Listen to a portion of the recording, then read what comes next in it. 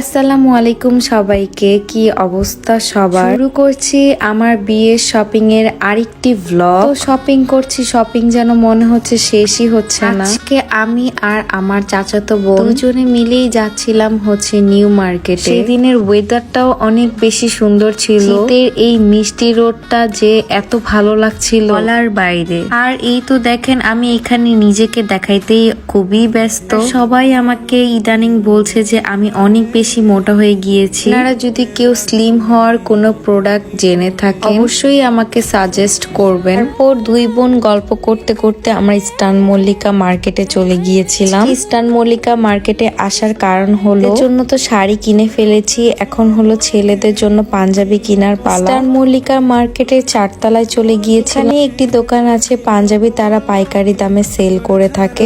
আমি হচ্ছে এই আকাশি আর এই ম্যাজেন্ডা কালারের পাঞ্জাবিটা দেখছিলাম।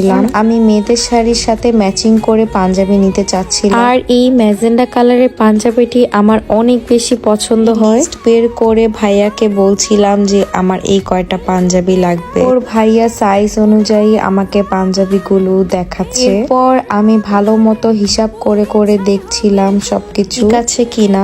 আমাদের কফি খেতে দিয়েছি, খেতে যেয়ে আমার জিহবা পুড়িয়ে ফেলেছে একদম। একটা বিয়েতে অনেক বেশি খরচ। এখানে আমি গুনে গুনে ভাইয়াকে তাদের টাকাগুলো দিচ্ছিলাম। এখানে আমি বলছিলাম আমার মেহেদি প্রোগ্রামের জন্য একটি আউটফিট রেডি করব গজ কাপড় দিয়ে, কিন্তু গজ কাপড়ের যে দাম এত বেশি আমি ভাবতেই পারিনি। তারপর এই গজ কাপড়গুলো আমি দেখছিলাম, এগুলোর গজ প্রায় 300-400 টাকা করে তারা চাচ্ছিল। যদি 3000 টাকার কাপড়ই কিনে থাকি আবার আমাকে মজুরিও দিতে হবে। এই কথা চিন্তা করে আমি হচ্ছে জামদানি শাড়ি কিনে ফেলেছি আমার মেহেদির জন্য। তারপর গাউসিয়া মার্কেটের হকার্স এর মধ্যে এরকম সুন্দর সুন্দর জামদানি শাড়ি আছে। লেমন কালারের শাড়িটি আমার অনেক বেশি পছন্দ হয়েছে। কালারের এই জামদানিটিও দেখছিলাম। কালারের শাড়ি এর আগেও পরা হয়েছিল আমার, জানি আমার চোখ এই লেমনটার দিকে যাচ্ছিল। কোন কালারের সেই শাড়িটি কিনে ফেলি। ব্লাউজের সাথে ম্যাচিং করে আমি লেস কেনার জন্য গাউসিয়া দোতলা মার্কেটে চলে গিয়েছিলাম। এখান থেকে লেস ম্যাচিং করছিলাম। লেমন কালারটা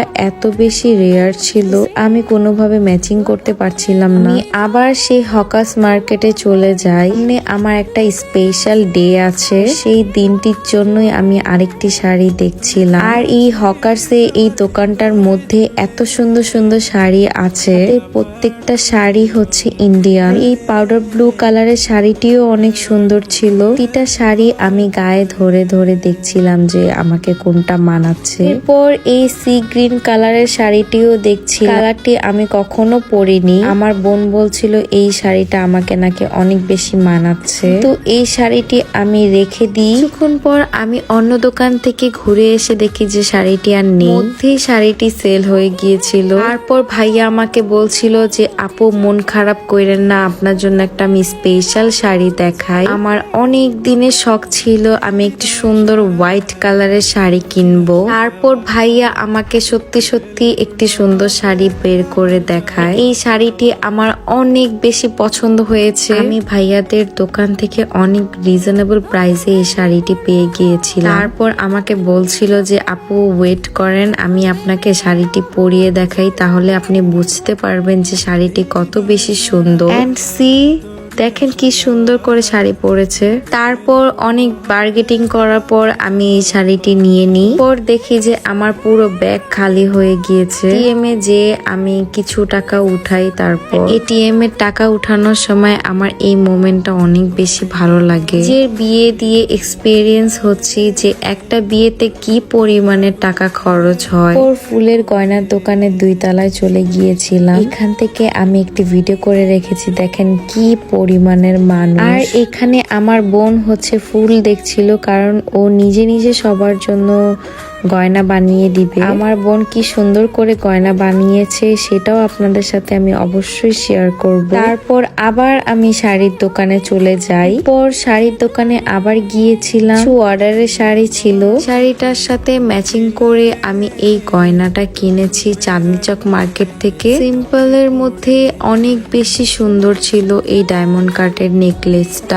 আমি ভাইয়াদের সাথে বার্গেটিং করে এই গয়নাটি কিনে ফেলি। চাঁদনি চকের দোতলা তলায় মানমি ফ্যাশন এই জুয়েলার্স এর দোকানে আপনারা এরকম সুন্দর সুন্দর জুয়েলারি পেয়ে যাবেন। তারপর আমি একটি ঝাপটা দেখছিলাম, এই ঝাপটাটা অনেক বেশি সুন্দর ছিল, একদম রয়্যাল। থেকে শপিং করার পর এই তো শপিং শেষ হলো, দুইজনে মিলে বাসায় চলে যাচ্ছি, অনেক বেশি টায়ার্ড আমরা দুইজন। সবাই ভালো থাকবেন, সুস্থ থাকবেন। আজকের ব্লগটি এই পর্যন্ত, আল্লাহ হাফেজ।